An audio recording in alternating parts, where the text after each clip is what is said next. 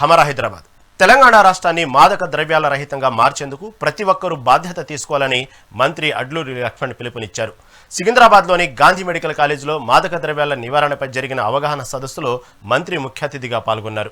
రాష్ట్రంలో గంజాయి, మాదక ద్రవ్యాల వాడకం పెరుగుతుండడం విద్యార్థుల భవిష్యత్తును నాశనం చేస్తుందన్నారు.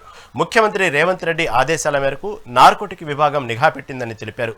విద్యార్థులు చదువుపై శ్రద్ధ వహించాలని, మాదక ద్రవ్యాల క్రయ విక్రయాల సమాచారాన్ని పోలీసులకు ఇవ్వాలని మంత్రి సూచించారు.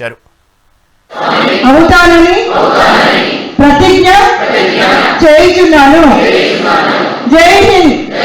అత్యంత ఇబ్బందికరంగా అత్యంతగా ఒక తల్లిదండ్రులకు నరకం చూపిస్తున్నటువంటి ఆ పిల్ల నా కన్న పిల్లలు నా కళ్ళ ముందర డ్రగ్స్ తీసుకొని దానికి అలవాటు పడిపోయి మా మా డ్రగ్స్ నుంచి దూరం చేయాలంటే నా కొడుకును నా బిడ్డను తీసుకుపోయి అక్కడ డ్రగ్స్ సెంటర్లు చేర్పించిన తర్వాత ఒకటే రూమ్లో వచ్చేసి అత్యంత బాధాకరంగా ట్రీట్మెంట్ ఇస్తే తప్ప అందులోకి బయటికి రాదు సార్.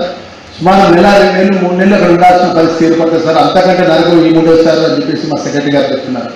దయచేసి రాష్ట్ర మంత్రిగా నేను మనవి చేస్తున్నా, ఇక్కడ వచ్చినటువంటి స్టూడెంట్స్ అందరికీ కూడా మనమందరం కూడా మన పిల్లలు మన తల్లిదండ్రులు ఎంతో కష్టపడి మన పిల్లలుగా మనల్ని గొప్పగా చదువుకోవాలని, గొప్పగా మన భవిష్యత్తు ఉండాలని తల్లిదండ్రులు మనల్ని కష్టపడి ఇక్కడ కాలేజీలో మనల్ని చదువుకుంటున్నాం. వారు ఎంతో నమ్మకంతో హైదరాబాద్లో మనం ఉంటున్నాం.